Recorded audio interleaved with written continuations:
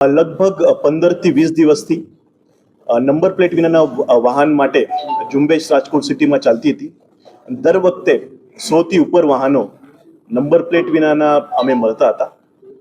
તો એના ભાગરૂપે જો નંબર પ્લેટ વિનાના વાહનો છે એ સ્ટડીમાં જોયું છે અમે કે એ નંબર પ્લેટના વાહનો ગંભીર અકસ્માત, ચોરી અને વધુમાં વધુ જે લૂંટ થઈ હતી અત્યારે એ પણ ખોટા નંબર પ્લેટ વાળી વ્હીકલ હતા.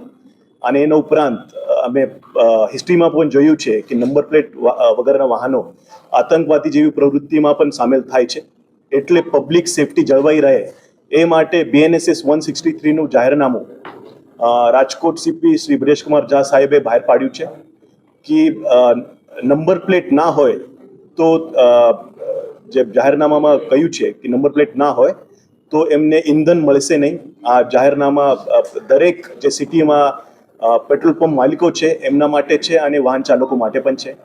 અને એ વાહન ચાલકો અથવા પેટ્રોલ પંપના માલિકો એ જાહેરનામાનો ભંગ કરે તો એના વિરુદ્ધ કાયદાકીય કાર્યવાહી કરવામાં આવશે એવું જાહેરનામું CP સાહેબ રાજકોટ સિટી એમને બહાર પાડ્યું છે.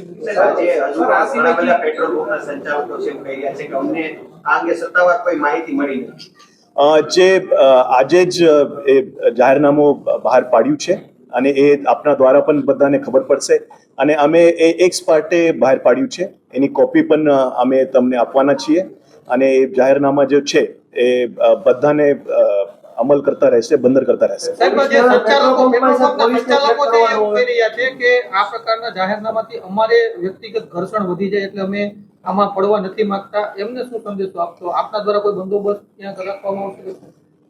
જે જાહેરનામો છે એ સિલેક્ટિવ નથી, એ બધાને બંધનકારક તો છે. અને જે પણ કોઈ પાલન નહીં કરે તો એમાં કાયદાકીય પગલાં લેવામાં આવશે અને બધાને બંધનકારક હશે. અને કોઈ વાહન ચાલક ઘર્ષણ કરે તો એમાં જાહેરનામામાં પણ લખેલું છે કે એમને પોલીસનો કોન્ટેક્ટ કરવાનું છે. અને અમે અત્યારે જ દરેક PI, PSI દરેક ગાડી અમારી પેટ્રોલ પંપ જઈ અને જે પેટ્રોલ પંપ પેટ્રોલ ફિલર છે, જે માલિક છે એમના સાથે અમે ચર્ચા કરી રહ્યા છે અને એમના જે સૂચનો છે એ પણ લઈ રહ્યા છે. અમે કાલે જ પેટ્રોલ પંપ એસોસિએશન એમના સાથે મિટિંગ કરી હતી અને એમને સલાહ સૂચનથી જ એ જાહેરનામું બહાર પાડ્યું છે. ટ્રાફિક પોલીસ હવે પેટ્રોલ પંપ ઉપર, કારણ કે કર્મચારીઓ પાસે એવો ટાઈમ પણ ન હોય કે નંબર પ્લેટ આગળ પાછળ ચેક કરે. અને આપણી ટ્રાફિક પોલીસ ખરેખર એટલી નબળી છે કે આ પ્રકારના જાહેરનામાની જરૂર પડી. જાહેરનામા એટલા માટે છે કે પબ્લિક સેફટી જળવાઈ રહે. એ ટ્રાફિક જે છે એ કેવળ ટ્રાફિકનો ઇસ્યુ નથી, એ જાહેર સલામતીનો ઇસ્યુ છે. અને જાહેર સલામતી જળવાઈ રહે એ માટે જાહેરનામા કરેલો છે. અને નંબર પ્લેટ વાહન જે ઘર્ષણ કોઈ કરે તો લગભગ અમારે બધી ગાડીઓ પેટ્રોલિંગમાં છે. તો જ્યારે પેટ્રોલ પંપ ઓનર અથવા ફિલર પોલીસને કોન્ટેક્ટ કરશે તો વિધિન 4 to 5 મિનિટ્સ અમારી ગાડી ત્યાં પેટ્રોલ પંપ પર જતી રહેશે. અમલ કેવી રીતે કરાવશો સાહેબ? કારણ કે પેટ્રોલ પંપ એટલા છે અને વાહન ચાલકો પણ એટલા છે, તો કઈ આઈડેન્ટિફાઈ થયું છે એટલા નંબર પ્લેટ જાળવી નથી શકતા સાહેબ? અને એવામાં આ પ્રકારનું તો ટ્રાફિક પોલીસ જાશે ક્યાં? પેટ્રોલ પંપે જાશે, ટ્રાફિક સિગ્નલે જાશે, ટ્રાફિક પોલીસ ટ્રાફિક એ અમલ કરવાનું, એ બધાનો અમલ કરવાનું છે. બસ ટ્રાફિક પોલીસને અમલ કરાવે.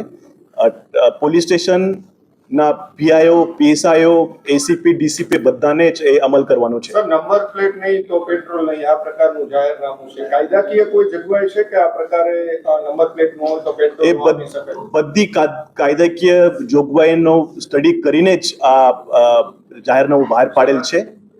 અને આ CP સાહેબના સત્તા છે એના દ્વારા જે જાહેરનામું બહાર પાડવામાં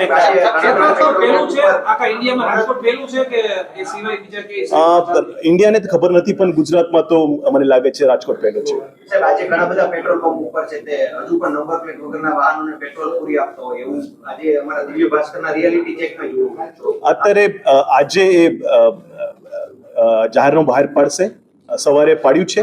એના પછી એમને કોપી બધાને જશે, WhatsApp દ્વારા જશે, તમારા દ્વારા જશે, તો એ અમલીકરણ અમે ટાઇટલી કરાવીશું. સર, એક આ જાહેરનામામાં એક પેનિક છે સાહેબ કે HSRP નંબર પ્લેટ હોવી જરૂરી છે. મોટા ભાગના વાહનોમાં HSRP નંબર પ્લેટ હોતી નથી અને એ કરાવવા માટે એમને મહિના દિવસનો સમય થઈ જાય, તો સર એ લોકો શું કરશે? સર, પેટ્રોલ તો જીવન જરૂરિયાતની વસ્તુમાં આવે છે.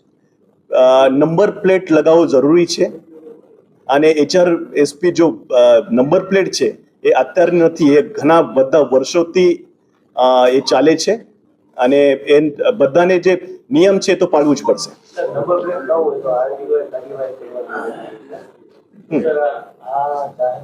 એ જાહેરનામાની copy RTO, civil supply, ACS home, Gujarat government, DGP office બધાને જવાની છે. ભાઈ મારી પણ પોતાની ગાડીને નંબર પ્લેટ નહીં હોય તો મને પણ ઇંધન નહીં મળે.